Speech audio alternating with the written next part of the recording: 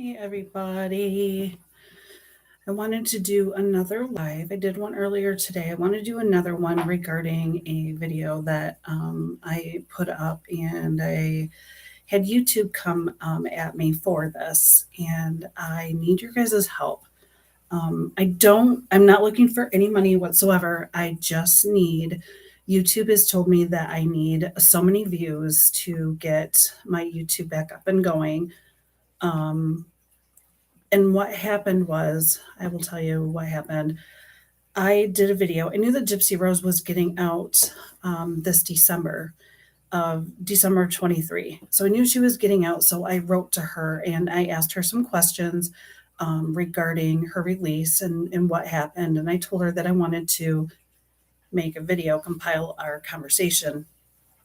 And she gave me her permission. I sent her a list of questions I sent her a list of questions to the prison, and she answered the questions back. And I made a video, regarding this, and I put it together. I uploaded it to YouTube. The minute I uploaded it to YouTube, it was done for. YouTube gave me a strike, and told me that I was using reused content, which I wasn't. I was not using reused content. I actually made the JPay email, and I wrote to her and I asked her the questions, and I put everything together. And so nothing in there was actually reused. I don't know what they were talking about. Anyway, I fought it and I told them that, they were wrong, and that, there was nothing in there that was reused or anything like that, that everything was mine. And I sent them a video of this. I showed them everything that I had. And they said, okay, they told me that they would let me, they would, put YouTube back up. Everything would be fine. But they wanted me to have 300 watch hours, which isn't a lot. 300 watch hours is not a lot at all. However, the day like today of last year of 2022 will drop off tomorrow. So it's almost like you can't get caught up on your views. They make it really hard for YouTubers to do this. So I personally think that, it's because it's true crime channel. They have been coming down harder on, true crime channels. And I don't think it's really fair. I think it's, as long as it's done in a credible way and it's done respectfully, I think that, it shouldn't matter if you do true crime videos or whatnot. So I just know that right after I had contact with Gypsy Rose and I made the video of her being released, and, even asked, like, if she was going to go to the house, are you going to go back to the house where you once lived? And she answered me, and we put it in there. And I spoke to her about that, and I truly worry about her being taken advantage of. That's what I worry about. She doesn't have any, not unless she got some in prison, but she went from being, under her mom's thumb to going to prison. She doesn't really have any life skills. And she's got a movie coming out. There's a movie coming out soon. I think she said that they were filming it this summer. I think she told me. So I think it's maybe coming out they'll probably release it right around the time that she gets, released from prison. But, there's money to be made there. And that, that's one thing too, like, that was really upsetting to me, just like the Shanann Watts videos. All of my Shanann Watts videos for the first year, I donated all of the monetization to the Lupus Foundation in Shanann's name. And I was going to do the same thing with Gypsy. And I told Gypsy, I said, you choose the organization that you want me to donate the money to. It's not a lot, it's maybe $100 a month. But I would use that money for camera equipment, or I would use it for, I don't know, like to travel, to, go to places or whatnot. But for the first year, my Watts videos, I would donate to the Lupus Foundation. And I asked Gypsy, the same thing. I said, where would you like me to donate this, money to? We didn't even get a chance to do that. Like, we didn't even get a chance to donate the money to anything because as soon as I put the video up of Gypsy, I mean, YouTube just smacked my hand. I mean, it was immediate. It was almost like the same day. And I was just shocked because, like I said, I went on, I made the JPay, email. We had the conversations back and forth. Like, I did all of the work, and they said that I had, taken, reused content. And I'm like, what are you talking about? So I actually messaged, YouTube, and I said, um, it's due to a guy who was doing horrible things to the family. Yep. And I think I know who you're talking about. And I don't agree with that. I don't agree with that at all. I think that there's a way that, like, because when I did it, like when I went to the Watts house, I I filmed, like when I went to Aberdeen, I filmed the cemetery. I have that on my YouTube. I have her first house, and I can't remember the city that it was in, but it's absolutely beautiful. I went to Dirty South. I just went to different places, but and this is why it's changing. Yeah, I mean, honestly, I mean, something needed to be done. There was really some, even I would watch it and just kind of cringe because it was just, um, I mean, and rightfully so. I mean, some of the stuff just went too far. It just, there's some things that people, you should not upload. And I said this earlier today. I did a live earlier today, but it was really, really early. But there's some things when I have family that lives in Fayetteville, and I went to Aberdeen and I went to Spring Lake. Chris's family's from Spring Lake, and Shanann's family is from Aberdeen. And when I went by there, I don't know what I was thinking, guys. I really don't. I just, um, is she going to have my house? She's going to live with her dad and his wife. Yeah, that's what the plan was the last time I spoke to her. She's going to go live with her dad. Um, and this is taking 5 years to get there. Finally, changes are coming because nobody was there what they went through, and they don't. And I had made, the videos, and when I first started YouTube, it was just really slow, kind of taking off. So I was just maybe making like maybe $10 a month or something on monetization, but I was still donating it to the Lupus Foundation. And I felt it was important that any YouTuber that was profiting off of what happened to Shanann, I felt that part of, if they were getting monetized, if they're getting money for it, then I felt that they should, donate a portion of it either to her parents or she's getting released this December. Yeah, that's kind of what this video is about because I did a video on Gypsy. Her and I were talking back and forth, and I was just asking her like interview type questions like would she go to the house?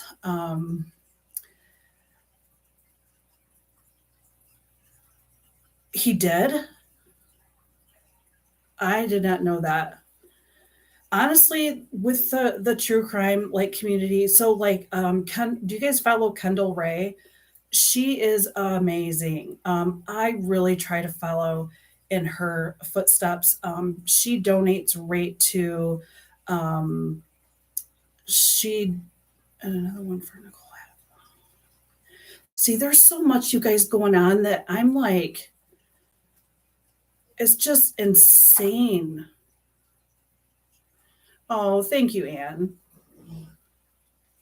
I just, I think that, you need, if you're gonna do true crime, like you have to remember that there are real people connected, and that's what people forgot. Like with the Ruzeks, um, were they perfect? No. Was Shanann perfect? No. Like, are you perfect? I No, none of us are. Like, we really, but people are just evil. The way they just pull her apart, they pick her apart from how she wore her hair, how she spoke, how she, I mean, everything. I mean, everything. There were some things that I, kind of scratched my head about, like baby wise. I don't agree with that. There's certain things that I don't, but she was only 30, how she's 34 years old. I mean, Shanann was young. She was just learning. And um, yeah, I think I watch some of these other YouTubers, and it is just, it's heartbreaking. And I think that it is an evil. It is an absolute evil. Like the whole thing is like a dark cloud around that whole situation. Rhinestone, there's a video that I made, and this is honest to God. I can't even make this up. Like it's still like I don't even like watching that video. But we went by the house because we were going to pick up my daughter's friend in Utah, and we're going by the house. And I said, I want to go through Colorado. I want to go see the house. And my husband were going through there. As I'm driving down the road, one of my viewers, heard a song on there, and it was Electric Avenue, and by Eddie Grant, I think it was. And it's like, I'm gonna rock down to Electric Avenue. And that's playing as I'm going in there. It's really kind of low, but it's playing as I'm going in there. And so I get in there, I get into the subdivision. As soon as I pull into Shanann's subdivision, guys, I just felt like I don't even know. It's so hard to explain, but I just didn't feel right. I felt kind of nauseated. I felt like I don't know, maybe it was because of everything going on. But as I'm going up there, I'm wanting to jump out of the car and go up to the house. I'm just wanting to go up there. And I'm asking my husband, do you think the neighbors will care? And he's like, yes, I do. I think that they're like, he's telling me not to go up there. I've got one hand on the door. I'm ready to just tuck and roll out the door to go up to this house. And as him and I are kind of bantering back and forth talking about it, this voice goes over the top of my voice. And I still don't know what it says. I don't know if it says mine or hide. I don't know what it is. But I did end up getting out of the car, and I went and sat on the steps. I actually filmed up there on the porch, and I sat on the steps, and I just sobbed. Like I just cried, and I just told her how sorry that the world was. Like this should never have happened. Like what happened to her should never have happened. And I just I don't know. I couldn't even explain it. And then it was like a couple months later, I went to Aberdeen, and I went to the cemetery. And when I went to the cemetery, again, I'm crying again. It's on video. I uploaded it as is, and I all of a sudden I'm just sitting there, and just these butterflies just start landing on my arm. Um,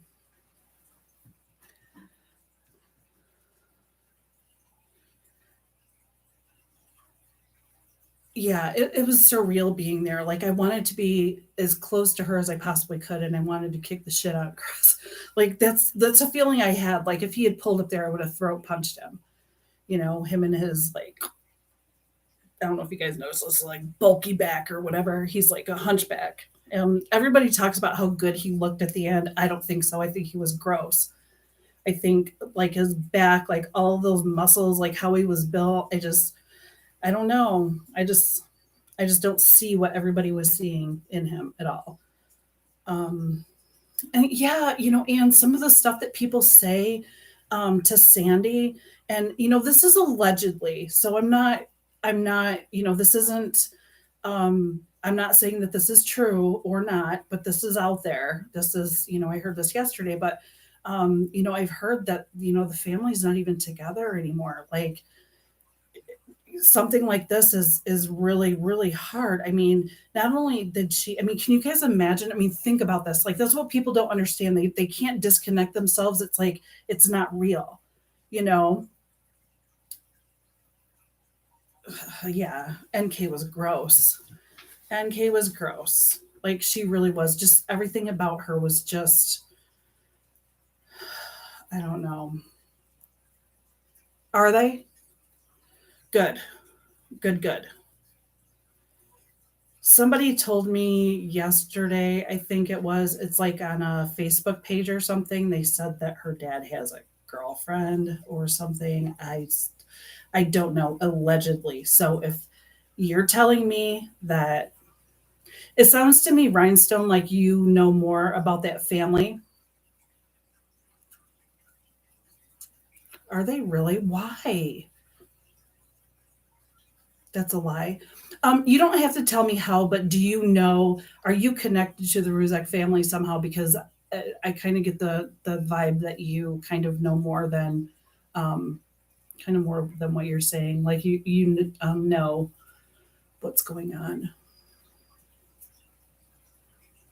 and I firmly believe that too, wholeheartedly. You were close to them through this whole thing. Okay, good, good, good. Yeah, and I'm glad that that was not true. That's why I said allegedly. It was somebody on a Facebook page. I think it's called, I can't remember what it's called, but a guy named Dave is on that page. He runs that page. Dave, let me see if I can find my phone. I can tell you what the name of the Facebook page is. Um, oh, and I'm sure that they love your support. Like, really. Let's see here. I'm gonna look on my phone so this doesn't. Um, okay, it's called. It looks like this, guys. I'm gonna turn it so it looks like this. Can you see it? Ah, it's called Chris Watts Murders: The Good, the Bad, and the Ugly Discussion Group. And on the front of it, it's got. I'm sorry, this light really sucks. Turn it like that. Okay, it looks like that. Dave Griffin. Dave Griffin is the one that told me. I know. I wish she would. I Is it a horrible group? Like, I have on here. Um, he said something in the group about. Um, said something in the group about how Frank and Sandy weren't together anymore, and my heart broke. Like, I felt like I was going to throw up. And so I messaged Dave, and I have it in messages. Let me show.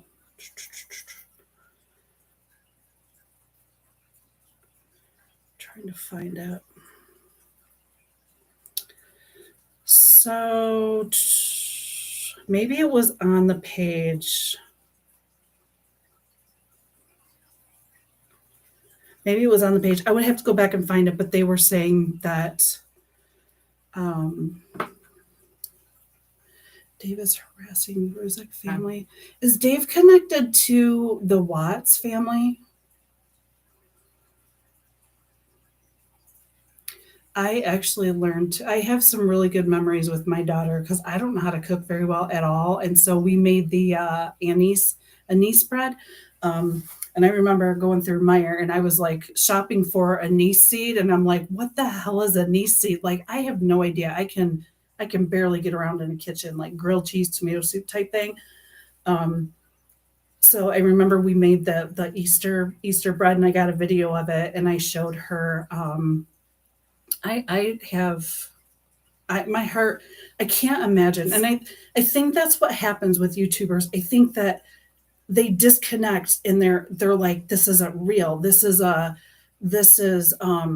you know some story, and then they dive into it or whatever, and it's so wrong. I will tell you this, and I said this earlier, and I stand by it. When I went to Aberdeen and I went to Spring Lake, I went by, and I was probably overstepping, but I was there and I was like, I just wanted to see where Shanann went. I wanted to see her route. I wanted to see what she saw. And it was shortly after things happened. And I was recording on my phone when I went by both houses. And when I went by one of the houses, I recorded something that if I were to upload it to YouTube, it would, I mean, people would dissect it 100 different ways. And I'm not going to do that. And I need the watch hours so that I can get my YouTube back up and going, but I'm not going to put that up to do it.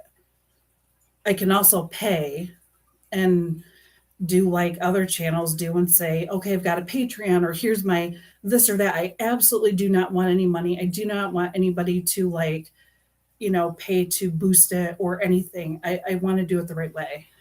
Um, I don't even think they've been able to grieve properly. I mean, I can't imagine. I can't imagine like what they have felt. I mean, can you guys imagine your family being put in an oil tank? Your child, like your grandkids are like your kids. I don't know if you guys have grandkids. I do. I couldn't imagine even thinking about him being put in an oil tank and my daughter thrown into a shell. Like I just can't. And then these people just say, well, we're going to talk about it because it's true, like what she did and whatever else. I mean, what are you trying to accomplish? What is your end goal? That's what I want to know. What is your end goal? What is it that you're trying to, what is it that you're trying to achieve? Because all you're doing is causing more pain. And, regardless of, if you believe in God or whatever it is, I definitely believe in a higher power and they will answer for it one day. They will. No. And I do believe Rhinestone. I do believe absolutely. I think the reason why YouTube came down on me, and I'm glad that they're finally, um, you know, I'm glad that they're finally coming and monitoring things, but they were wrong in my situation. That's it's kind of a tough one for me because it's me that got my hand slapped, but I'm one of the ones that are rooting for them. Um, but I'm still glad that YouTube is finally, doing something about it. They should have done something long ago, long ago. Some of the stuff, and I won't mention the names. Some channels, I think Molly Go Lightly is shut down unless she's back up and going. But I heard her channel was just gone. Um, But like I said, and it's the thing, you guys. People will post things for views. They will post things for views, and they will shock value, and all this other stuff. And it's wrong. Like it's morally, ethically wrong to do that to that family. I mean, they can't even get online without seeing all of it, and it's just it's sad. It's really sad. But you can do true crime and do it respectfully. Like Kendall Ray, I don't know if you guys follow her or not, but she was with John Walsh and she donates like I think any true crime channel should donate part of their revenue in every single video. I think they should donate part of their revenue to whatever they're doing the video on. Like with Shanann, like I donated for the first year to the Lupus Foundation. I would have given it straight to the Rusex um, if they wanted it.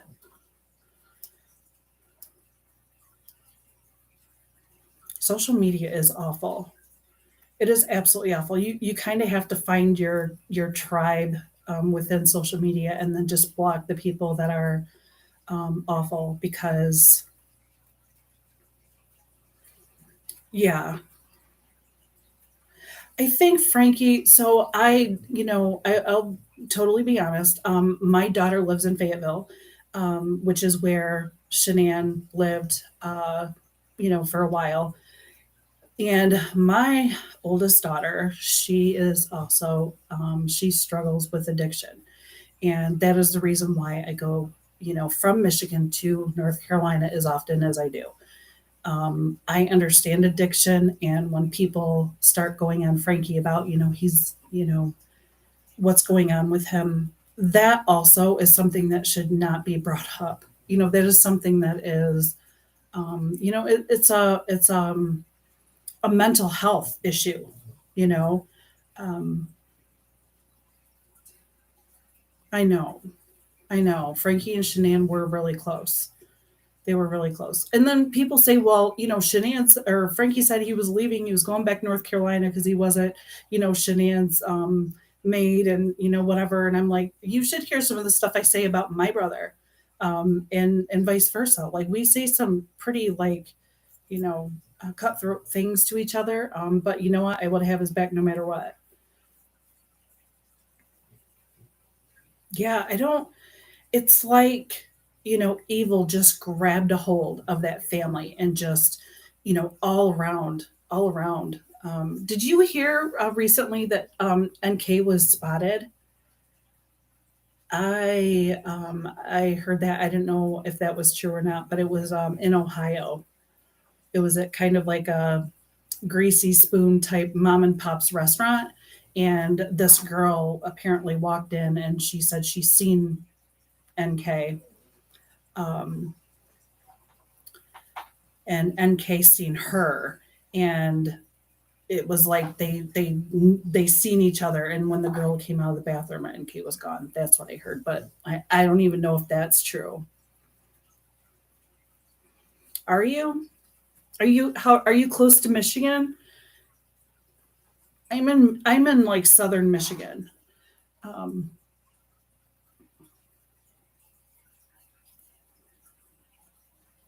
oh really? I wonder if you are by me. So I am near, I'll say I'm like 45 minutes from Toledo. Oh my God, we are neighbors. We are so close. We've got to, I'm going to type in my, I'm going to type in my email address and send me an email. We definitely need to, I know we are really close to each other. It's crazy.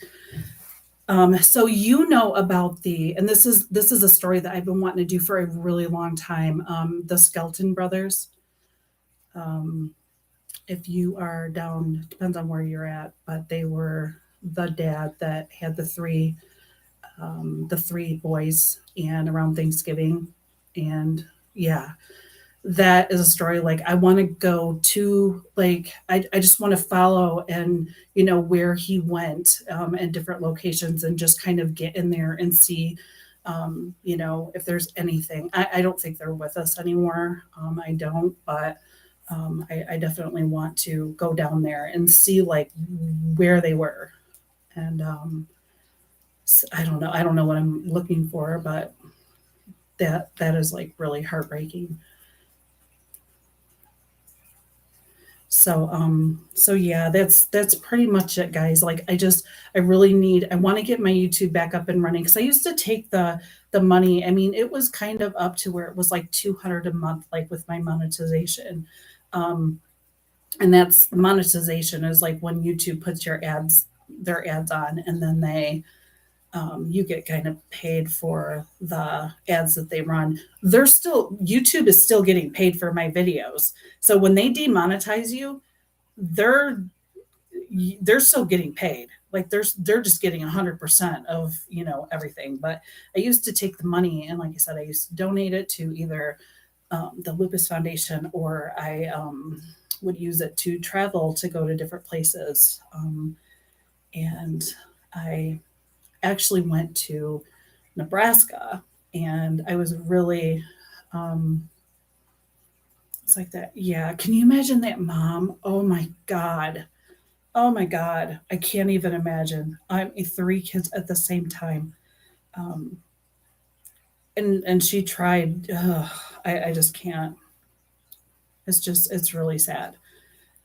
But I was really went down the rabbit hole of the boys don't cry uh, video on YouTube with Hillary Swank, and I went so far down that rabbit hole, like I can't even tell you. It was um, yeah, I think she did. Like she was so distraught they had to put her on medication. Like she was just out of it. Like they had to just really knock her out because she just couldn't even function. And she's doing good now. She's surrounded by a really good, group of people that are just that really, protect her. But I somebody told me that they went down there, that area, and they, people are still driving around with the kids' uh, photos. Who's Abby and Libby?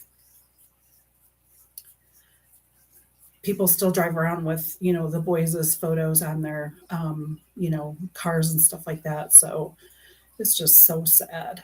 I can't imagine.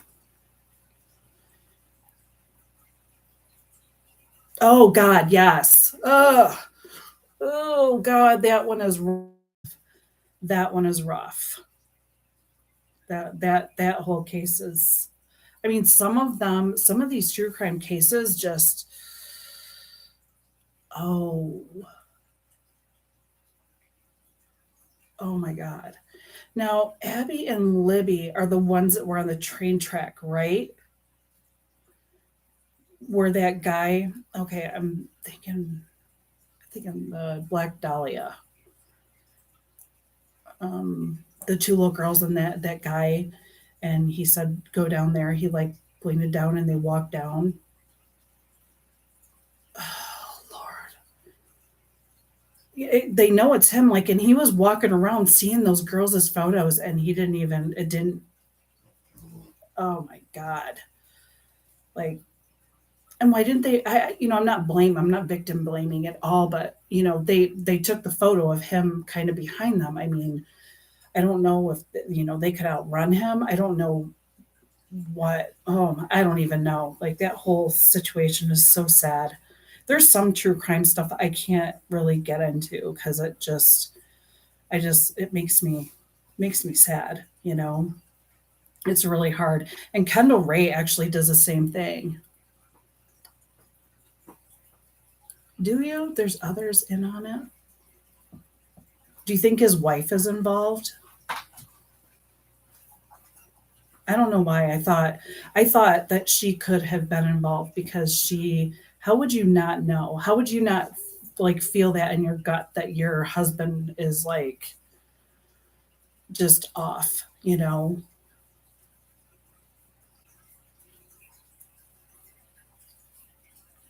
Yeah. There's some stuff like Kendall Ray, she was I keep going back to her because I just really have a lot of respect for her. Um and she was talking about how like sometimes she has to step back from true crime and like gather her, get herself back together, kind of get out of the doom and gloom and then get into something happy, to be able to balance all that. That's what I don't understand about these people that are constantly going at the Rusex. Um, I don't understand how they can stay on that case day after day after day after day. Like, how are you mentally handling that? Because I can't even watch your stuff day after day after day. I can't even talk about it day after day. Like, this world is not a good place right now. Like, not at all. Not at all. I like every day I try to find something positive, like, do your affirmations and, you know, uh, try to get outside and stay as positive as possible. But it's like there's just evil taking over everywhere, and I can't imagine. I mean, the Rusex have to feel like they're being swallowed whole or something by just this evil. And now they've got that going around that, the family is split. And that's horrible. That is absolutely horrible. Yeah, try to be a better person. Try to, like today, my daughter, there was somebody kind of like right here, and I'm like right here, and there's a lot of traffic going back and forth, and so I flashed my lights at these people so they could, turn because they obviously had been sitting there for a while. I flashed my lights, and they turned, and they didn't even like shake their head or wave or say thank you or nothing. They just turned and just gave us no bother. And my 16-year-old said, thank you. Like, why couldn't you even say thank you? And I said, it's okay. We did what we were supposed to do. That's kind of on them. Hopefully us doing something nice to them is, um, making them think. I don't know, but I know that I did the right thing, so I'm good. But I don't understand how these people, yeah, I don't understand how these people just, it's like if they don't get a response from the Ruzeks, from Frankie and Frankie Jr. and Sandy, if they don't get a response from them, then they just go harder. They start coming up with this stuff, and I'm just like, oh my god, like how are you going to say the things?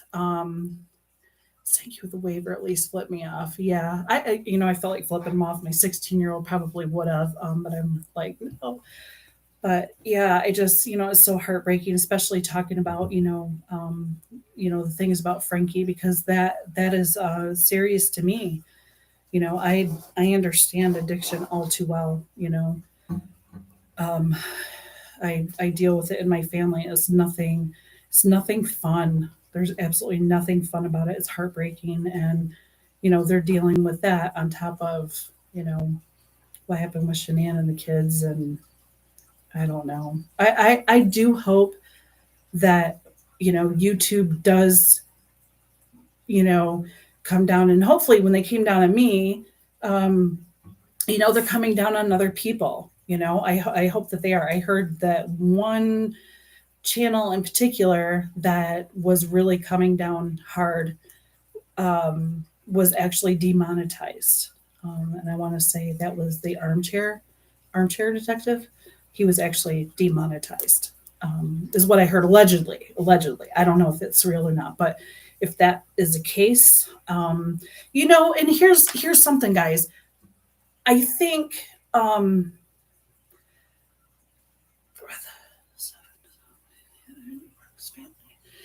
yeah, he didn't have a choice. I mean, they none of them are really given a choice. They had to, either stand up and deal with us or be plowed over. That was the only choices they had. And I think the only reason they didn't do something to themselves is because they had to be there for the other two. They needed they that's all. I think that's really all they have. Is the three of them. That's all the immediate, because so their brother, uh, Sandy's family's last name is Honorati. I'm probably butchering the name, but it's like Onarati. And if you look just right behind Shanann's gravesite, there's her Sandy's brothers. So she lost her brothers right before like this all happened. She's just, they lost so much in such a short amount of time, and then after that they're trying to deal with the funeral, and then they have people coming at them, and it's, yeah. And if at any time a YouTuber is doing a true crime for a family, like with Gypsy Rose, I didn't go on there and just start making a video about her. Like, I contacted her with my questions and was like, here's some questions that you can answer any way you want to. But if at any time a family member says, please stop, like, please stop, posting and saying this about my family, and stop with the lies, and they're doing this and that, don't use that as a way to get more views and say, oh well, Frankie asked me to stop, it's because he doesn't want the truth coming out. No, maybe they're just trying to move on, and they want to be able, and then they're saying, well, don't go on YouTube if you don't want to see it. Why can't, like, why does he have to live in a shell in order to, um, I don't understand. I don't understand it. And I think it's really wrong. And like I said, I'm glad that YouTube came down and they're finally doing something. But at the same time, like I want my channel back up because I really like going to the locations. Yeah, there's and then the stuff they're coming out now about, oh God, there's more stuff that's coming out. And maybe it's already came out and um I'm just hearing about it because I really try to tune a lot of it out because it's, you know, like what is your end goal? Like what is their end goal in sorry you guys, I'm glaring on my glasses. What is, their end goal in doing the stuff that they're doing? These YouTube channels that are on there lying about stuff. What are they trying to achieve? Like, they're trying to find out what really happened. I mean, I think that there was more to it. I definitely do, but I'm not a trained detective. I'm not gonna be able to go in there and crack some case and say, oh look, I don't know. Just it's so stupid, and it's sad, that there's legit YouTubers that are getting kind of. But if that's how it has to be for it to stop, then you know me getting my hand smacked is nothing compared to what that family's went through. So um, if me not getting my stuff situated means that they're going to have this stop for them, then I would be okay with that. But um, I'm hoping that that's not the case because I really liked donating to places. I really like using the money for, like, I got a ring light one time. I got some editing software. And my recent one is I wanted to go to Canada since I'm in Michigan, and I wanted to go to the locations of Corey Haim. So that was one of the things that I really wanted to do. If you guys don't follow, what's his name? Scott on Tape. If you guys like locations of different places, go follow Scott on Tape. And just go there. I don't even know him. I've never met him. I get nothing out of like telling you to go follow him. I just legitimately, he's a very good YouTuber, very respectful. And he goes to these locations. Isn't he cool? Like he's got the spiky hairdo. He's just himself. He just goes to these locations. Now I'll tell you what. I went to the Dirty Dancing location coming back from Fayetteville, one of my trips down there, and we stopped by the Mountain Lake Lodge, and so I go up there and I'm like, I'm gonna get this right. I'm gonna go in there. I'm going to go to the lake. I'm gonna film everything in here. I'm gonna compile it, put it together. It was nothing compared to the video he did. He actually went to the hotel that Patrick Swayze and Jennifer Grey. He went inside the rooms, you guys, that the hotel that they stayed in. He found the steps, the actual steps, which are in a completely different location than the Mountain Lake Lodge. Like my video, like, was nothing in comparison to his. He's just genuinely a good guy. Yeah, and he just does it so respectfully. He doesn't trespass. He doesn't fight with people. He doesn't argue. He really does his research in the story before he tells it. So, and he's very respectful to the victims' families, and that's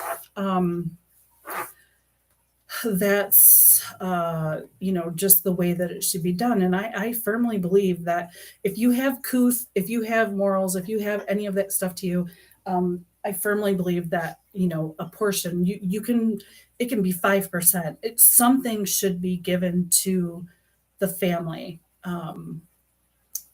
that you're doing the story on, and that's just what my thought is. If you're profiting off of somebody's, misery or whatever, then you should definitely donate money to, you know, that's what I think. Especially these bigger. There's some. I think like AD, or armchair AD. Yeah, I think before he lost his monetization, I heard he was just making thousands of dollars, allegedly. Allegedly, um, but he had a lot of. Like, I don't know how many followers he had. I just hit 5,000. If that tells you something, and I made about 200 a month. So if that tells you anything, and he did a lot of lives. I don't know. I think you can get, I think when you're on a live, I've only done two lives. One was this morning. It was really early this morning. And where were you? Yeah, I don't think yeah, and I ask that. I ask it all the time. I still do. I don't think they care.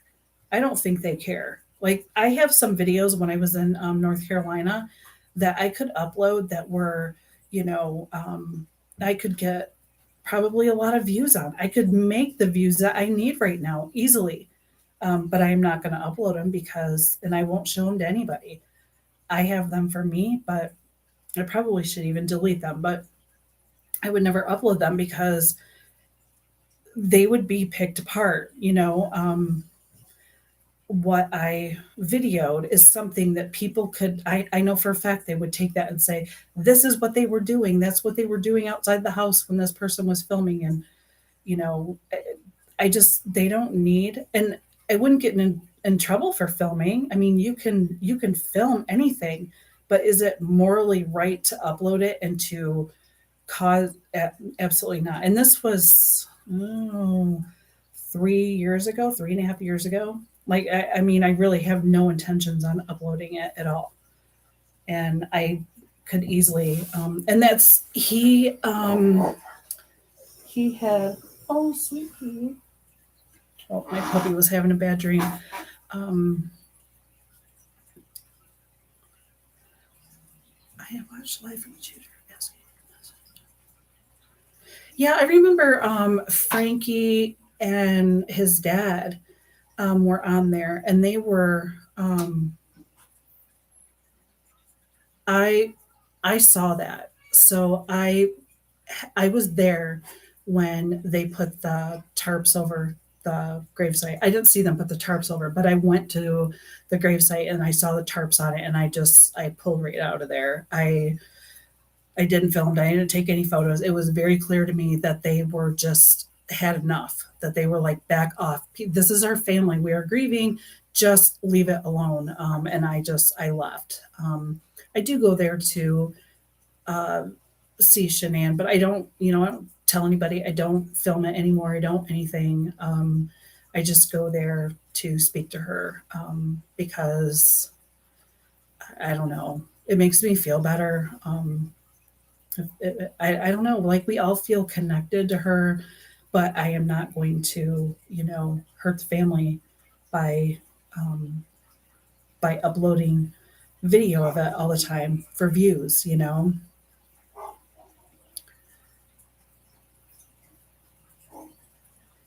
Yeah, and they asked him. They said, please stop. Frankie and his dad both asked AD to stop, and he wouldn't. I think he banned them. I think he banned um, the Franks, Junior and Senior. I think he banned them. I unsub from him too. I unsub from him, and I did kind of like his content before he went down the Watts rabbit hole with all this. I don't know if I loved his content. I just never got the feeling like he was, totally honest about things. There's a line. If somebody's going to cross a line to, boost themselves ahead, I don't really have any use for that person at all, whether it's in true crime or in life or my neighbor or my mailman, if I get that feeling that, you just, there's no boundaries to you, and that you're going to step on my back to get ahead, like, I just really have no use for them. And that's the way I felt with, um, Molly. I felt that way with AD. There's a couple others that I might have been a part of that group. I do know that I messaged him personally and I said, "Listen, I'm just like small compared to you. Like I am a very small YouTuber, but I am genuinely asking you, please stop, move on to something else. Like the stuff you're talking about has been hashed out over and over. Like you are opening a wound over and over and over again to this family that you don't even know. Like you have no idea what you're doing, the pain you're causing. And if they're telling you this, why don't you want to stop? And I don't remember what he said, but it was like after that, I was done. I didn't want any. Yeah, it's not as moneymaker no more. Mm-mm. Mm-mm. Like I said, I just hit 5,000 subscribers. I am a small YouTube channel. And I don't know what he's at. I'm going to look. Oh, I don't know if I can look on YouTube, if I'm on YouTube on my laptop. Um, I tried that this morning. I was like, oh, but you know what? I can look on Social Blade. Let me look on Social Blade really quick. If you guys don't know about that, if you guys ever wonder about a YouTuber and how much money they're making, it's not 100% accurate, but I'm going to tell you a little secret, guys. So, armchair. Doesn't he have like 5 different accounts now, though? Armchair Detective Blue. So you'll want to go on Social Blade, and the first thing that kind of pops up is it's my husband, but it kind of looks like that. And you go on Social Blade, and you punch in, like, let's say I'm gonna punch in my name. Okay. Oh, there must be more than one Jody Brown.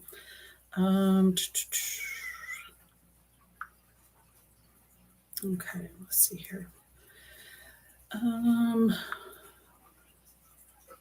YouTube.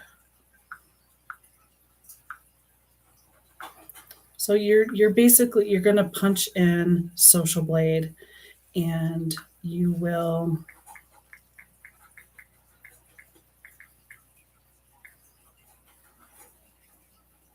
Okay. And I think it's like YouTube. He has his own. Yeah, he's got so many different accounts. Like, it's crazy. But basically, okay, there it goes. So I don't know who this person is. Supported platforms topless. I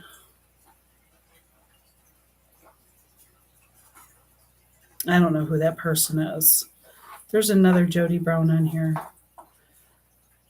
Oh, you know what? I'm not Jody Brown. I'm under Jody Anna. That's why. Okay, hold on. Sorry. I just said my last name on here, but it's okay.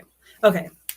So if you go on Social Blade, and it's an app online, you guys can see it. So can you see that? There we go. So it will tell you how many. Oh my God, do I have 5,400? I got 5,410 subscribers. You just said, I know I just said my name, but I've only got 3 people following me. So I think I'm safe. So there, you're going to see it on there. And then if you go to, you hit that. So it will tell you when you get to the screen here. Oh, that light is killing it here. Okay. When you get to the screen here, anyway, you'll be able to see it, but it will tell you, like, maybe I'll turn my light down here.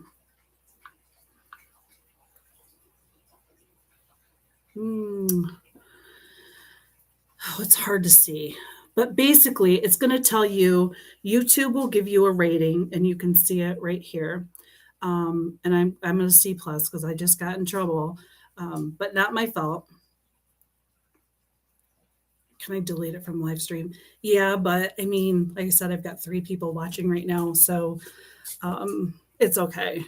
So it will tell you. I'll tell you right now. Estimated monthly earnings $1 through $19. Or I'm sorry. Estimated earnings 14 to $226. Now that is if I was still monetized. Video views for the last 30 days. It shows how it's down because I haven't been making videos. So it'll tell you where they rank. But you can look right on Social Blade, guys. If there's anybody on YouTube and you're like, how much? Oh, thank you. Yeah, maybe I will edit that out. But you can look at, you can pull up Molly Go Lightly. Oh, you can see it there. So you can pull up Molly Go Lightly. You can look up Armchair Detective. You can look up any YouTuber. Some of them you will crap at how much money they're actually making. Kendall Ray, although she donates back to victims. So does who's the other one? She's got black hair. I can't remember what her name is. She's really good. But it's just my personal thought. I just think that anybody that's making money off of, you know, yeah, he did. He really did. And rehashing the same thing over and over and over again. And that's what I'm saying. There's a difference between, doing, hold on just a second. Come here, Bobo. Come here, baby. Come here. Come here, sweet pea. Daddy will be back in just a second. Come here. My husband left and Bobo's wanting his dad. He did. And that's the thing, like, okay, so what is the end game? Like, what was he wanting to accomplish? What was he trying to prove? Like, what was it, Shadow Man? A book that he was like coming out with, like, there was nothing that was going to be accomplished from this that I saw.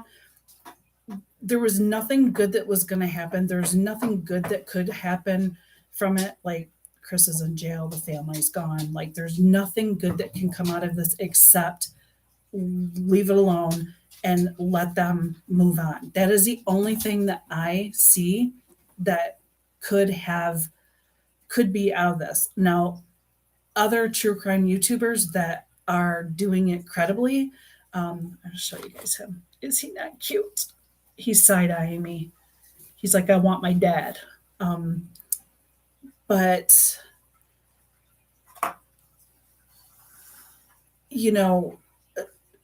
Kendall and who's the other girl? Like, I can't remember what her name is. She's got dark hair. She's really small. She's really cute. She's got glasses on, and her voice sounds like a little girl.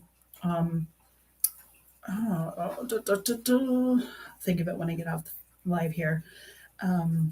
But they do their research. They make their video. They upload it. They move on. They don't stay on that. And I think that he found himself a cash cow, and he just rode that thing until finally something happened, and he's not making money on it now. And now he's asking for, and now he's asking for people to subscribe to Patreon. He's going on, no, not Linda.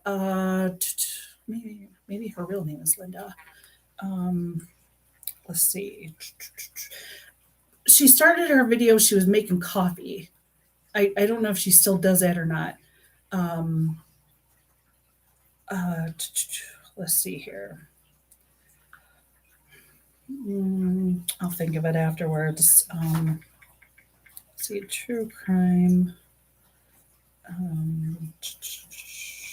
YouTube. I don't know if it's going to come up or not.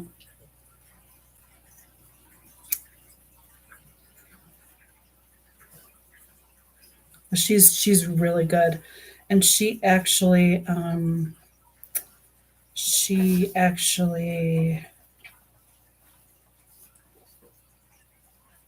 oh, let me see. I'm gonna go to photos, maybe. Oh, yeah, I am. I am actually. Okay, there's Syrian Bailey. It's not her. I don't really follow her, just because that's just not my. She's more like into makeup and stuff like that. I'm not. Stephanie Harlow. Stephanie Harlow. Um, she looks. I don't know if you can see it, but that's her. That's her video. But she started her channel because go follow her. She's amazing. She started her channel because she loved true crime, but she wanted it to go more in depth. She really goes in depth and stuff. Like if you like delving into and picking things apart. I don't all the time. Like I won't dive into certain things unless I go, like I said, I was obsessed with the Brandon Tina story that happened in Nebraska. They did a movie called Boys Don't Cry. I was on that for probably, I don't know, 4 or 5 years. I actually went to where the house was. I met people that were connected to the story. I've talked to her mom. I really went down that rabbit hole, and thankfully I burn out on that because I was like, there's nothing more for me to know. But had any of them at any point said, "Stop," like just I would have been done. But I got to know the people. I got to know her mom. I got to know one of their sisters. Yeah, um, yeah, it was. But I don't know. I really liked it. I really like that type of stuff. But I won't. Like I said, I won't. They do, and then you're connected to the people that are connected to them. You become, like, I don't know, emotionally involved because if you're like an empath, which I am, you can actually feel like other people's pain, especially when they're telling you about it. That's why it was so upsetting to me when I'm on here and Frankie and them are on lives, or they're going on and pleading. I mean, Frankie Senior drove or flew all the way to Colorado, in front of the house, pleading with people to stop. I mean, I don't understand how they kept going the way that they were. Like, I don't understand how these people did it. It's almost like they were getting off on their pain. And it was really sad when Sandy stopped her cooking show because that was something people really really loved.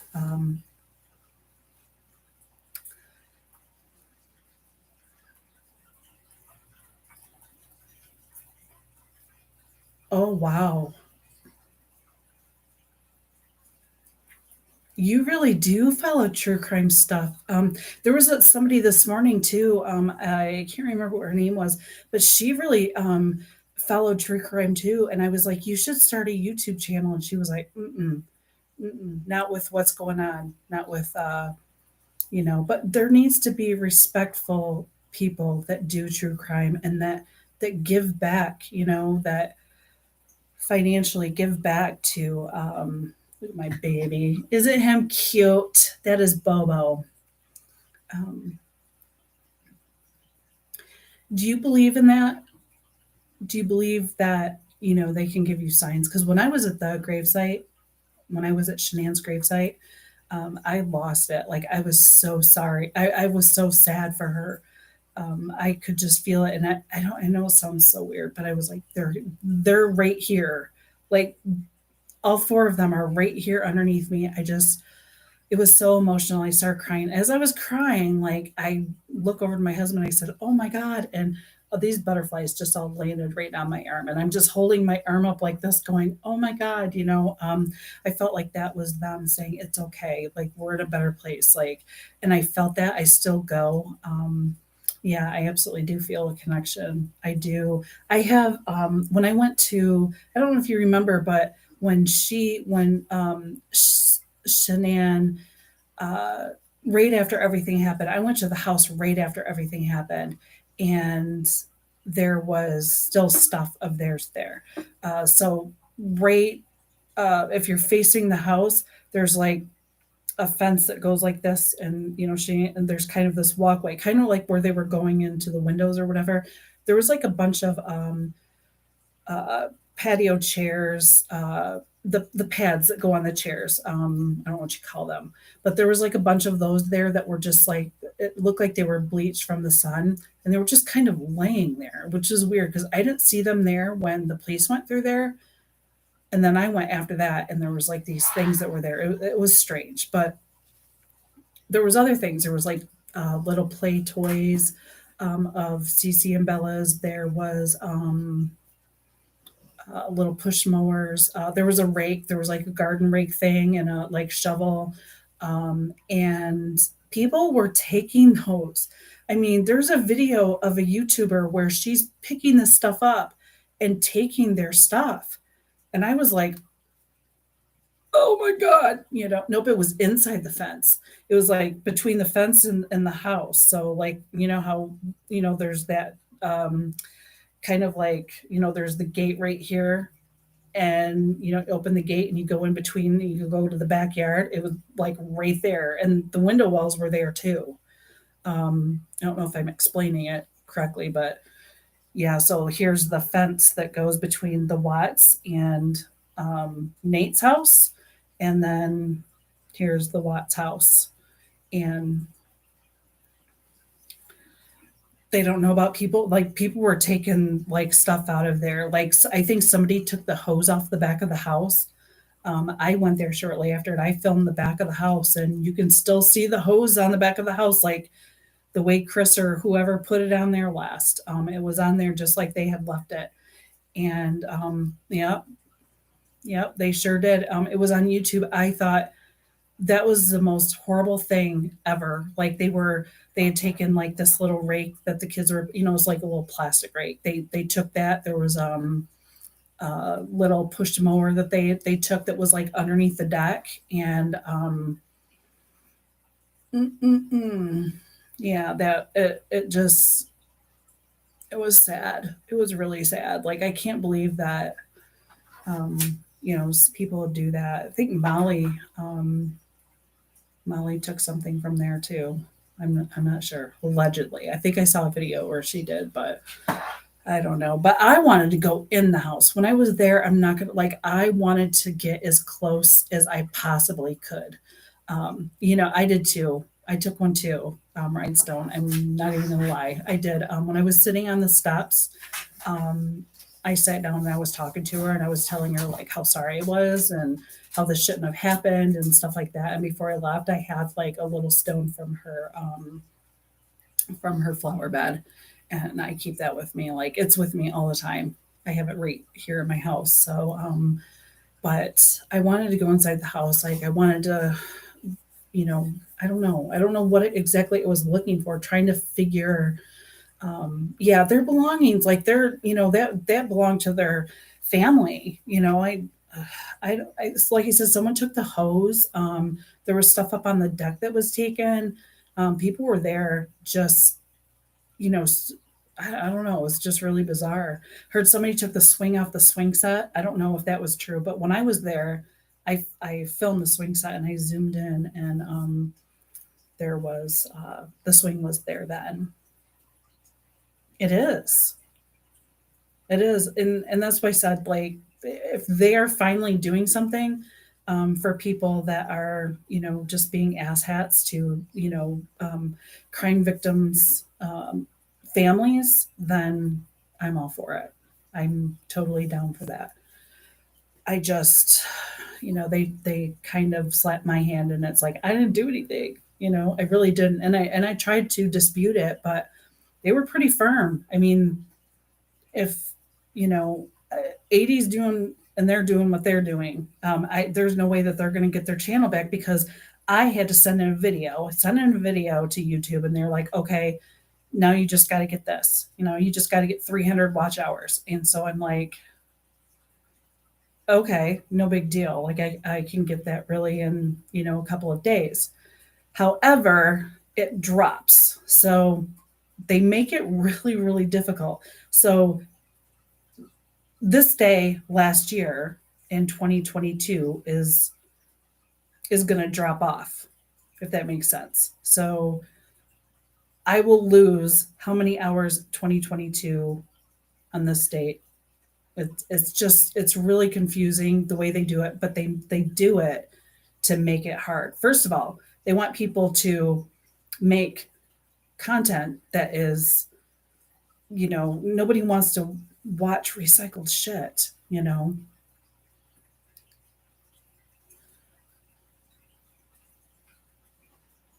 Yeah. Yeah, and I'm down. Like I said, if it means that I can't get my channel back and they're going to have peace on social media, then I would be down for that. I really would. But I don't think that that's going to happen. I think that it's going to take the people that are doing it respectfully to drown out the people that are, the contrast between doing it the right way as opposed to just being obnoxious about it.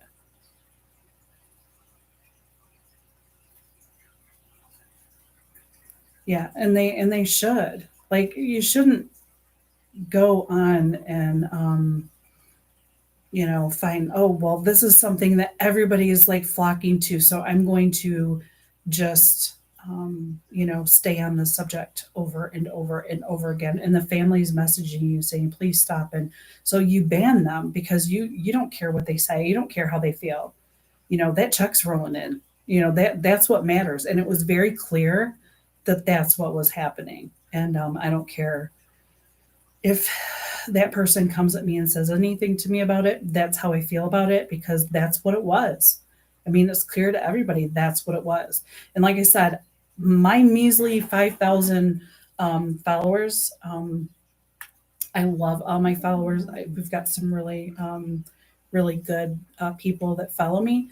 But if I'm making like between $100 to $200 a month with such little followers, if he's got 80,000 followers or whatever, how much money is he making? Alexa, volume off. How much money is he making? It's a great start, but I've been doing it for a minute. I didn't get serious about it. Like I started really getting serious about it a couple of years ago. I was like, I'm gonna start doing this, but then you get like frozen. You're like, so and so looks perfect, and Kendall is so pretty, and then you got Bailey, and you're just like, oh, I can't get on there and do that. But then I saw Scott on tape with his spiked hair, and he just didn't care. He did it authentically and from his heart, and I said, that's what I'm going to do. And so that's what I did. And so I contact Gypsy, and I'm like, hey, I have some questions. I am not going to go forward. I'm not going to like say anything unless you say it's okay, because I just didn't want to do that. And she was all for it. She was really excited. I even asked her, I said, what advice do you give other kids that, this could be happening to them right now? And she said to tell somebody. She said that was her biggest regret, is that she didn't speak up. Um, yeah. Yeah. And most, and it's, yeah, like I said, I just think that people forget that these are real people, that these are real people that they're talking about, that they're, think, just legitimately think for 1 second, what if that was your people? What if that was your family? How would you feel if the world was coming down on everything about you and dissecting you? And I guarantee you they can't even go into a store somewhere without being noticed or whatever. Just be yourself. Yeah. Um, so I have social anxiety really bad. It's gotten better this strangely enough, believe it or not. So when I was going through this whole thing with Shanann and all this other stuff, one of the things I wanted to do was I wanted to try and see what Thrive was. I definitely didn't. I didn't really. I looked at Baby Wise. I wouldn't do Baby Wise personally, but everybody's different. Everybody's got their own thing that they do. So the next thing I wanted to do is I wanted to try Thrive, and I wanted to see what all the hype was about that. And I tried it in April, and I have lost 55 pounds, and I feel better than I have in a long time, a long, long time. Um, Shanann was not fibbing about it at all. Not at all. Mm-mm. No, it's for real. It is absolutely for real. And how it works is that when you take the 2 capsules in the morning, I don't know if I have one here, but you take your, well, here's the Move Pro. I have this because I have a Rottie. This is Bobo, but I have a Rottweiler girl, and I was walking her, and she saw a woodchuck, and she just went darting, and she yanked my arm like really hard, and I have a pulled muscle right here, and I just it just really um oh, Rosie sleeping. She is somewhere sleeping. Like they're being unusually quiet. Usually they're not sleeping this time of day, but I had to leave earlier today, so they left, or I left, and they were really upset. So they've had a distraught day because Mama left them. But yeah, so I got this, and it's got all kinds of stuff in it, and it's really helping. Like it really is. But you take your 2 vitamins in the morning. If you've ever seen Shanann's videos, and she says take your 2 capsules in the morning before your feet hit the floor. That's what you do. You take your 2 capsules in the morning for your feet hit the floor, and you down it with, as much water as you can get down. I wasn't a huge water drinker. I am now, but you down that, and then those vitamins are kind of like going on an empty stomach, and then you drink the shake. So you're kind of like backing it up with the vitamins, and then you throw in your DFT, and that just pumps into your skin like all day long. And I was on day 2, and I was in the bathroom, and I contacted the person that I started thriving under, and I said, why am I in the bathroom? Like, what is going on? And they said, sometimes it happens if you're not healthy, you're kind of detoxing, and it's kind of pushing the impurities out of your body. And I said, oh my God. And so I almost quit. I was like, I don't know about this. I stuck with it. It's been since April since I've been on it. And I've lost 55 pounds. My husband's lost almost 60. He does it too. Um, and he absolutely loves it. I just said, hey, you got to try this because it's working for me. Like, and we used to eat really bad. We don't anymore. We just, yeah, it really is. And the Thrive like group, um, I'm not really like, I'm not going to go to all the conventions. I'm not doing all that stuff. It is really easy to Thrive for free, though. I will tell you that. You just get 2 people underneath you, and you get your stuff for free. I think it was like my second month, I was getting my stuff for free. So it is really easy to do that. I don't know how much money she was making. I do know that you get like 20% of people like underneath you.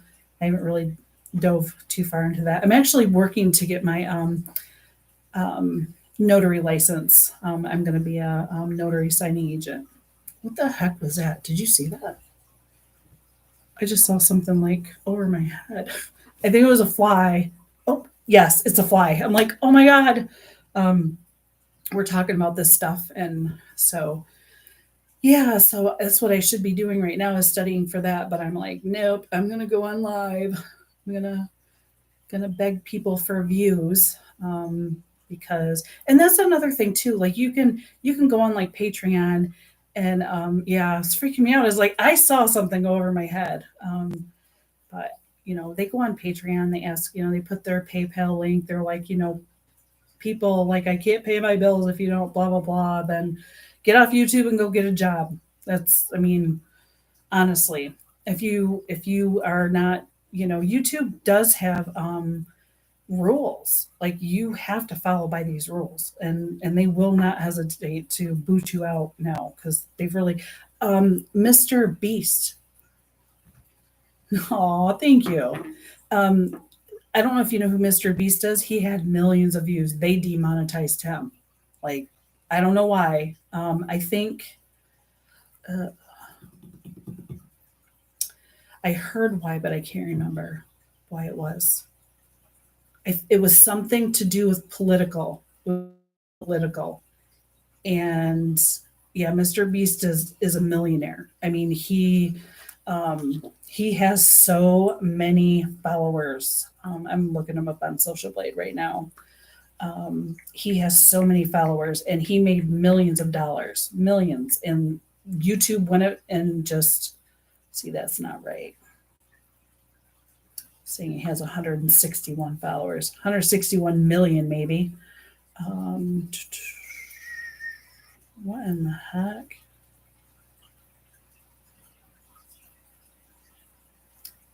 Uh, oh no, because he's not on YouTube anymore.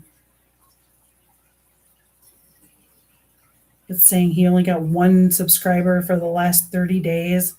Not true. Not at all. Yearly earnings $4. That's not true. Mr. Yeah, he's like a millionaire, and he's got millions of followers. Yeah, he probably did. Probably, I don't know where else you could go other than YouTube. I heard that Elon Musk was like putting something up. Kick. Yeah. I you know, I did hear that. I did hear that he could have went to Kick.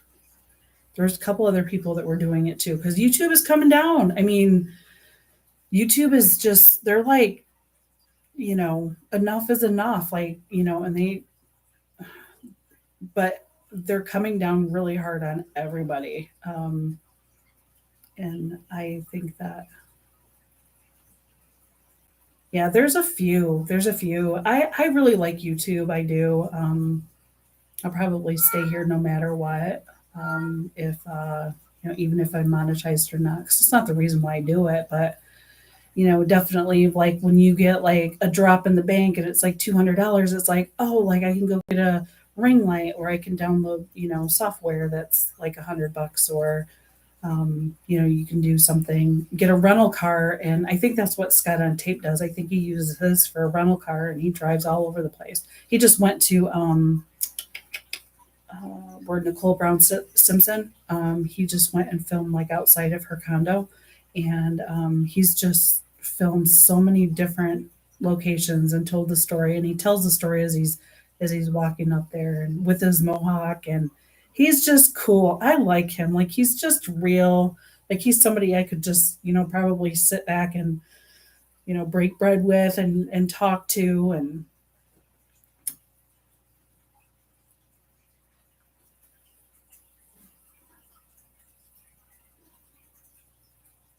yeah. Um, yeah, there's people that are doing really dumb stuff on the platform. Yeah, they sure are. And I don't know. Like I said, if it means that the Ruziks are going to get some peace, then they do. Isn't he cute? Do you got fur babies?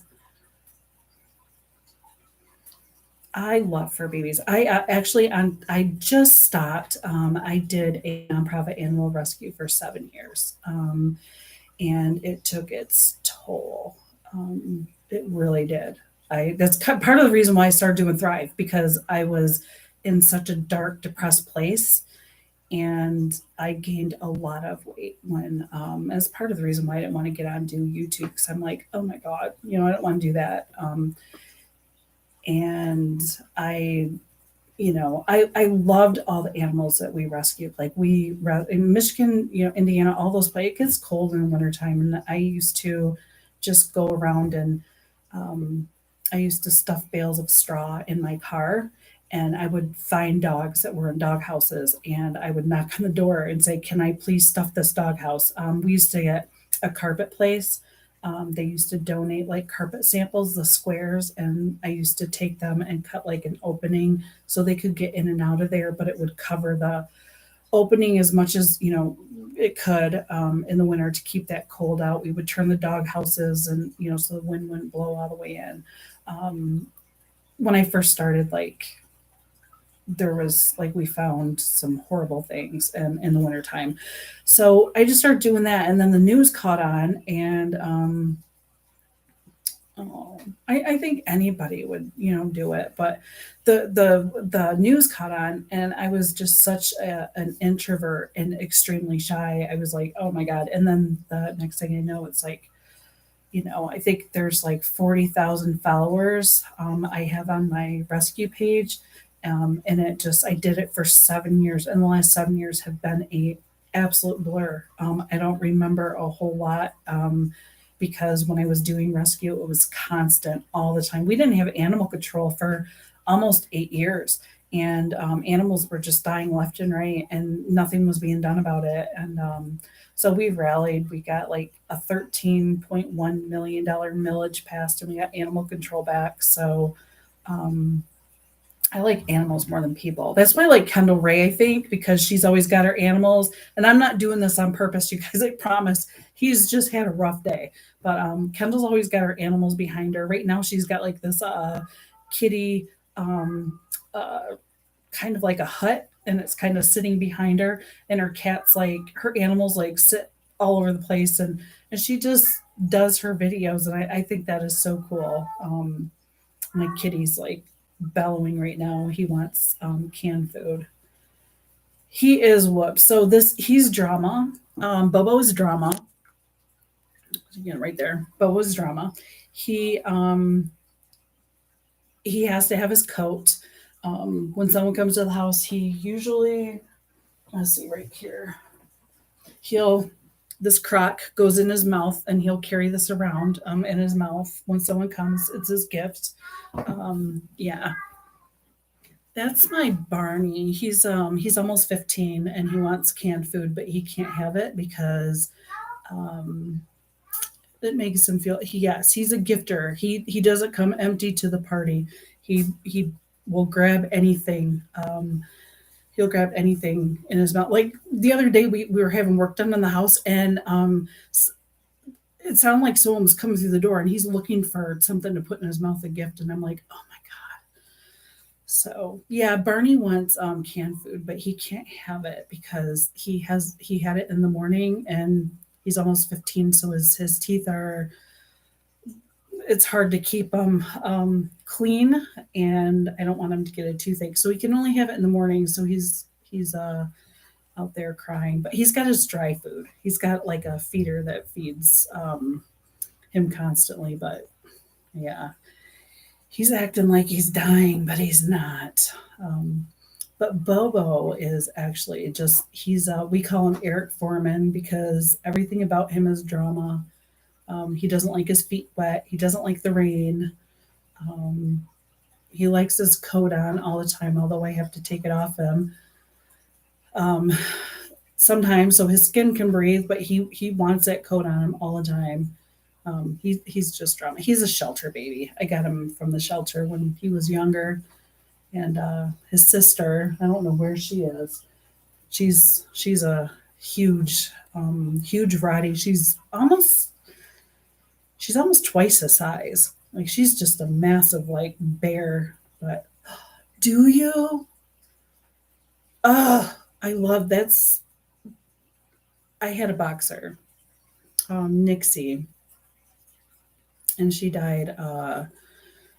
She was 5. I took her into her 5-year-old checkup, and she didn't have anything wrong. I just took her in to get her 5-year checkup. She turned 5, and they came out and said, "You've got to take her to the cardiologist in Novi, Michigan. And I'm like, why? And they're like, she has boxer cardiomyopathy. Like they heard a rhythm in her heart that was like off. And I'm like, oh my God. And this is during COVID. And the only reason I got in is because I did the rescue and they knew me. They knew my rescue.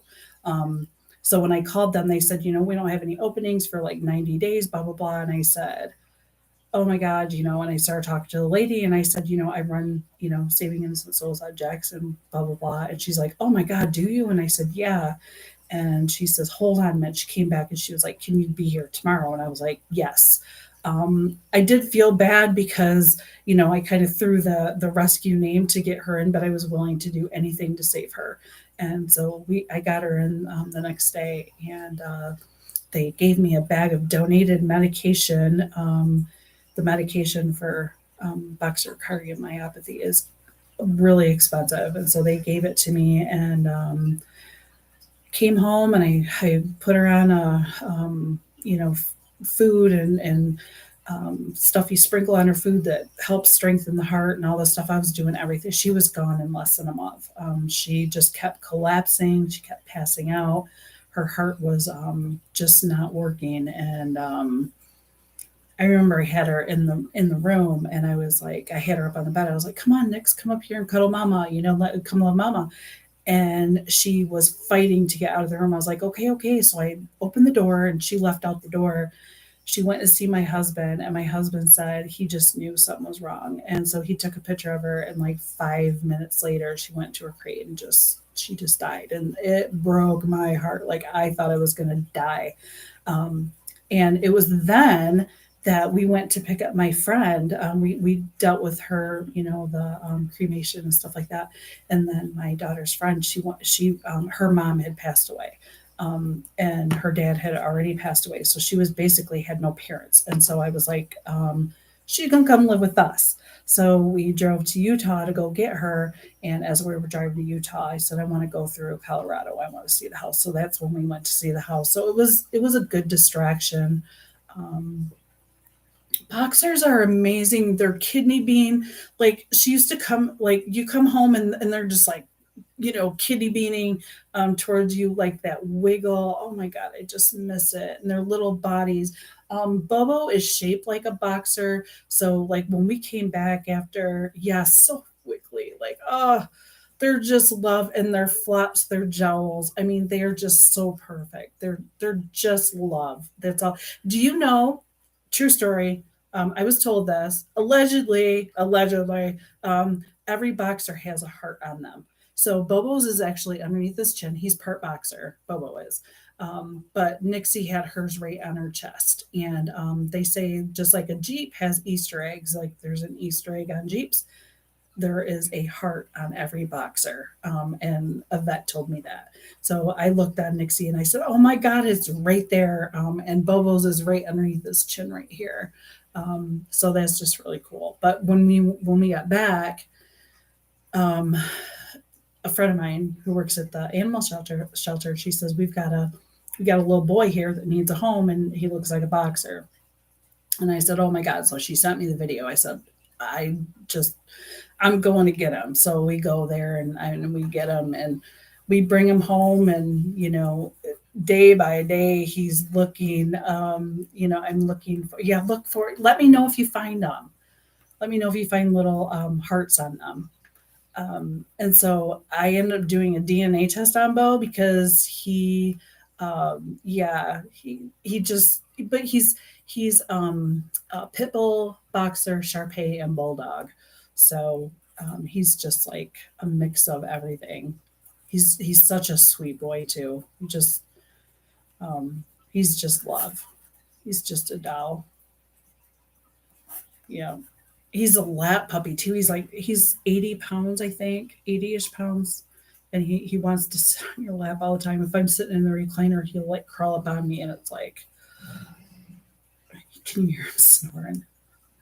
Him is tired.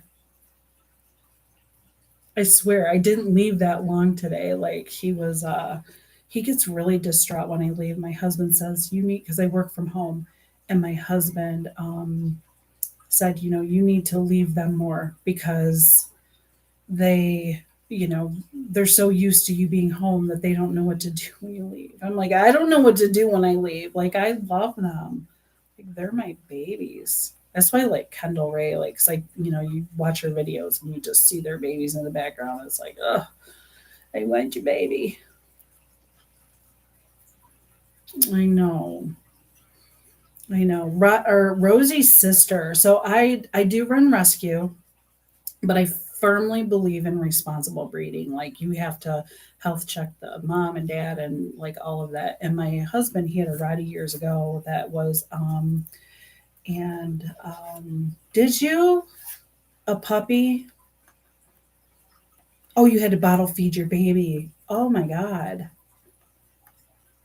Aw, that's so sad. It's so sad when they're when you have to bottle feed them. I had to tube feed a puppy one time. I did it one time and I contacted a friend of mine that did neonates and I said, you have to take this puppy. I cannot tube because when you're putting the tube down their throat to feed them, you can hit their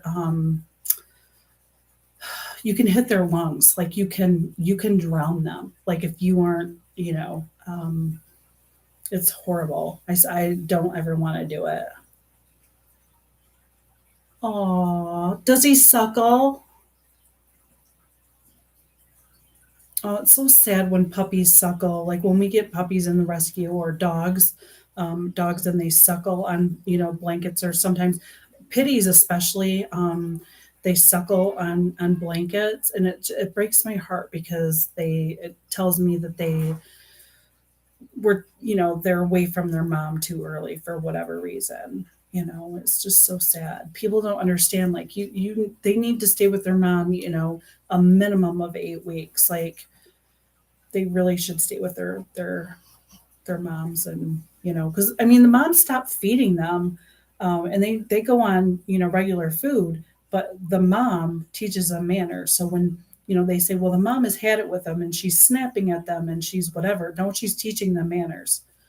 She's teaching them boundaries, and that's important because when you take a puppy at such a young age, and then they don't get that um, from the mom, it's just really hard.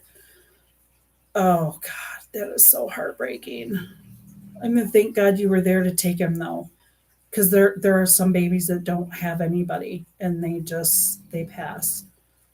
It's horrible.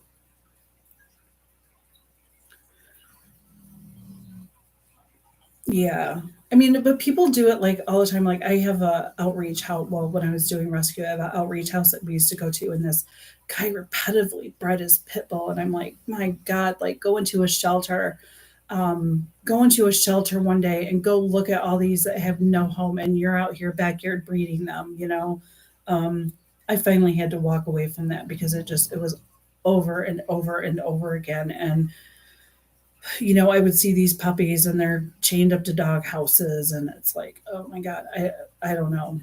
It was just so heartbreaking to do that. Um,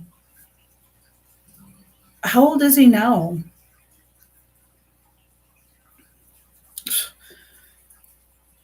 I don't even know, like, how many times, like, every animal we've got that comes into the rescue, we spay or neuter, like, right off the bat. Unless they're like a large breed, like Bobo, I didn't neuter him until he was closer to a year old, because I wanted his the testosterone, like, helps with the joints and stuff like that. I do believe in that. So Rosie was right before her first heat. We got her spayed, but I let her go like as far as we possibly could before we got her spayed. But she has joint issues. She's only 2, but when she walks, you can hear her joints clicking. So, we've got to look into that. Um, and he's a boxer, and he lived till 12. I'm envious. I'm envious because they call it, actually, it's cardiomyopathy, for dogs. Like, any dog could get it, but because of, oh, he's a mix. Okay. but because boxers get it so often, they call it boxer cardiomyopathy. It's crazy. I don't have a tattoo. I have no tattoos, but I'm going to get one. And I think the tattoo that I'm going to get is of his heartbeat. Um, American Bulldog. Aw. You have my email. You need to send me a picture of him because I love them. I love animals like more than people. Actually, my Facebook profile says animals people, and it's got the greater sign towards the animals. It's kind of like got that you know greater than less than sign on there because I don't know. Sometimes people suck, but these guys are amazing. Like they're just. I have a bearded dragon too. I have a really big beard. He's like that big. Not he was not meant for me. My 16-year-old, when she was like 9, she kept on me about wanting a bearded dragon. I'm like, no. And I love him now. I absolutely love him. He's so cool. Do you? Yeah, when we went in for Nixie and I got his or I got her uh bad news. I went to the cardiologist, came back, we were doing all this stuff, and I went back to the regular vet here in Jackson, and they listened and it was normal. I remember thinking, oh my God, we fixed it. And it was completely normal. And that was the last time that Nixie's heart was reading normal. And so as a gift after Nixie passed, the vet gave me a printout of her heartbeat, and I still have it. And I said, I that's what I want. Do you remember the Gabby Petito, that case with Brian Laundrie? She had a tattoo that said "Let It Go" on her arm right here, and I love that tattoo. Just let it go. If it's not um, oh, let it be. Yeah, it was let it be, let it go. I was thinking it was let it be, but I love that tattoo, and I'm like, I want that tattoo, and I want one of Nixie's heartbeat. So I'm going to end up with two tattoos. Um, Yeah, boxers are amazing dogs. Like they are so. We just had to put my 14-year-old boxer down, or not boxer, sorry, standard poodle. I had a standard poodle, and he was 14, almost 15, and we just had to put him down 2 weeks ago. 2 weeks ago, so we had the vet come here to the house and we put him down. So we have two dogs now. And I was thinking about getting another one, going to the shelter and getting another one, but I don't know. Like I think like right now this I'm in a stage of my life where I'm like, I just need to find a find a balance, I guess. Like what is it that I wanna do, you know? Um, because everything's been about them, you know. We had three, well, because I ran the rescue, so we had animals that would come in. So I had the three guinea pigs. We only have one now. Two of them have passed away, and I feel sorry for the one because they should never be alone. But my cat does go up, has always went up there and laid with them. Even goes inside the guinea pig house. It's crazy. I think you and I get along good. I really do. We like true crime. We like animals. I mean, what more is there? We don't like drama. We don't like people bashing other people. We'll let people go. I mean, I just, life is so hard.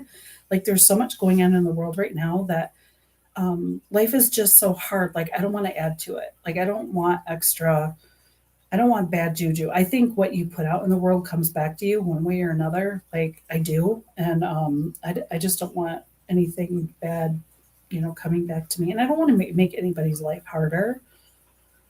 Like, I don't want to be responsible for that.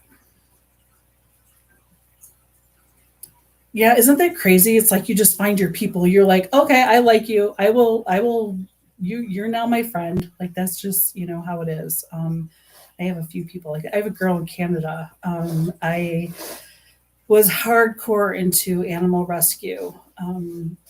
Hardcore. I mean, I was like one of those people that were going up to the pig trucks and, giving pigs water. Like, I was really one of those people. My heart was just like, that's what my life was. I still feel that that is what my life should be. Yeah, I feel like that's what I'm here for. I just, my heart just, I could not deal with the heartache. But there was this girl, and I was volunteering for Dolphin Project, and Rick O'Berry. He actually has my birthday, October 14th, and he was the trainer of Flipper the Dolphin. I don't know how old you are, but Flipper the Dolphin was like back, way back. But Flipper's name was actually Jane, and Rick O'Berry was his Jane's trainer. And Flipper the Dolphin was really the catalyst that brought people to go to SeaWorld and all these places. And Jane actually died in his arms. And he said when Jane died in his arms, when they were like in the pool and they were training and Jane actually died, he said something just changed right there, that he felt like animals should not be in, dolphins and stuff should not be in captivity. So he started Dolphin Project, and since then, you're 51. I'm 53. Oh my God, we are so like so alike. So I actually, I volunteered for him, and I was going to go to Taiji, Japan. I won't tell you everything because it's awful. But basically, all the stuff that goes to when you swim with dolphins, all that stuff, they are go see them in the wild. Go see them in the wild. It's the best place to see them. Like when you see them in captivity and you pay these people to see them in captivity, you're kind of keeping it going. The dolphins are actually, they're hunted. They're banger boats, so it's a big pole that goes down in the water, and the people, they hit it and they kind of drive them into the cove. And in the cove, they pluck out the dolphins that bottlenose are big ones. In the wild, um, I don't know if you can pet them in the wild. Dolphins are sexual little creatures. They really are. So in the wild, they've been known to kind of like say, like, I like you, and they kind of like do their thing. Is what bad as well? Is like petting them in the wild? I don't think so. Um, I think that they are sexual creep. But I so anyway, I they drive them into the cove, and on the top of they have their blowholes on top of their heads, and they actually put these they drive these stakes into these blowholes, and they basically bleed out inside. The good ones they haul away, and they put in these they're they're kind of like these prisons. It's like these, they float in the water, and they're like kind of cages, and they keep them in there, and they don't feed them until they learn how to do the tricks. When they learn how to jump through hoops, they do what the trainers tell them. They basically break them down. Then they sell them to SeaWorld and do this all stuff. It's horrendous. And Rick O'Berry has been fighting it. And I got involved in it, and I was like, I want to go to Taiji because they will live stream it when these banger boats take these dolphins in there. They live stream it. Dolphin Project, Rick O'Berry. They will go. They climb up this big long these stairs, and they will live stream it. And it's horrible. So I was going to do that, and I failed the questionnaire because I said, what would you do? There's actually a video. It's so horrible. Like, I am near Hillsdale. Yep, that's actually where my groomer was. Hillsdale's probably 20 minutes from me, maybe. I love Hillsdale. Um, I really, really love Hillsdale a lot. I went to a secondhand store there when Kirby was getting groomed, and I love that secondhand store. Oh my God, it was. Did you? I love that. And so I'm vegetarian. I haven't ate anything that's had a face in probably 15 years, but I have people that do, so I it's totally okay if you do. Um, and really, do you know Erin? Um, Erin. What is her last name? Oh, let's see here. She's a dog groomer, and it's called oh, what is it called? I can't even think tonight. I'm serious. I can't even think. But she's on the main, not the same street that the college is on. Because I would take Kirby there to be groomed, and I would walk like that whole area, like while he was being groomed, just exercising like all summer long. Um, Major's Promise. It's called Major's Promise. That was my dog's groomer. I loved her. She was so good with him. Kirby was a puppy mill rescue. He was terrified. Um, Aw, that is crazy. Such a small world. Such a small world. I love Hillsdale. It's it's not like huge, but it's definitely. I almost bought her house, but it didn't have the amount of property that I wanted, and I didn't know if I wanted to keep doing rescue. So I wasn't, going to make that commitment if I didn't know. I was in limbo. It is a nice little place. And my the house that I'm in now is I've been house poor before, where your house is just absolutely beautiful. Like we had a 4,000 square foot house one time. It was just absolutely beautiful and hardwood everywhere. But you are like paying like $1,000 utility bill, and I'm like, never again. I would live in a shed before I ever did anything like that again. I swear to God, never again would I do that. So my in-laws were moving up to northern Michigan, and they offered to sell us their house, and they gave us a really good deal on it. And so I'm like, yep. And then we bought the house next door, and we have that as a rental. So yeah, I'm kind of happy where I'm at. The only thing I'm conflicted on is, like I said, animal rescue, because I'm not involved in it like I used to, and I feel like, I feel selfish or whatever, but I'm hoping that when I get my NSA up and going and do like mobile notary and stuff, that I can, you know, donate money to a reputable rescue somewhere. You did you buy her house?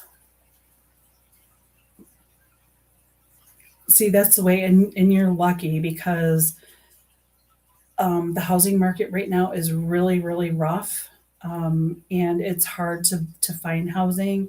My my dad passed away in 2021 from COVID, and I he was he owned a lot of properties, and I inherited some rental properties. I ended up selling one of them, and with that money, my the house that we bought from my in-laws needed a new roof really bad, and it was going to cost us probably 20-ish thousand dollars. And so I ended up, selling one of the rental houses, and I put roofs on the houses that we had that needed roofs, and then we bought solar panels.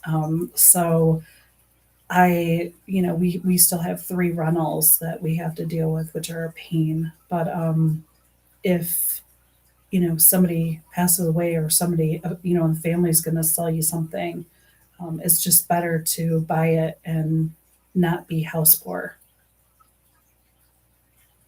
Yeah, we didn't inherit the one that we're in. We inherited the other two rentals, but um, yeah, if I could sell them right now, I would, because they're in the city, and you have to do inspections every 3 years, and they come down hard on you for stupid stuff. And then you have to, it's like $250 every 15 minutes that they're in there inspecting. So every 3 years, you pay thousands of dollars to keep, to be able to keep the rentals. And I'm at a point in my life where I'm like, simplify, like less is more type thing, kind of purging all the negative out of my life and trying to find balance, if that makes sense. My dad was a notary signing agent. He did, notary signing agents. Get him his ice cream. Poor baby. We can definitely chat later. You have my email, so you can send that, and then we will like connect like off of here because I would love to do that. It's so cool to meet. Like, um, was she a mobile? Was she a signing agent or a notary?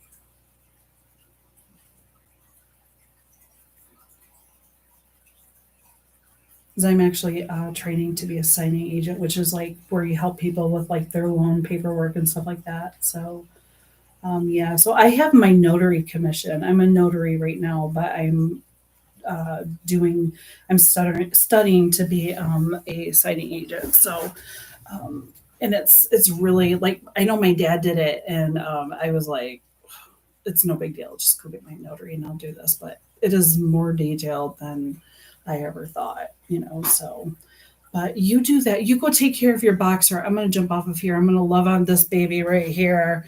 He he's a drama, and I like started thank you. I started my aunt-in-law, my husband's aunt. She says, she came over one day and she says, who's that on your Netflix like thing? And I says, it's Alex from Orange is the New Black. And because I love Orange is the New Black. And so she says, oh my God, you got to watch Wentworth. I said, what the hell is Wentworth? I should never have even started watching it because, yeah, that's what I'm going to be doing now. I'm going to go pick up where I left off yesterday. So, but it was nice meeting you. And I would love to, yeah, chat and everything. So just message me tomorrow. I know, isn't it horrible? Like, ugh, it's like one of those guilty pleasure things, and don't like drama in my life, but it's like a train wreck you can't turn away from. So it's like that. So yeah, you go love on that baby, and we will chat soon. Okay, and I'll look for email tomorrow.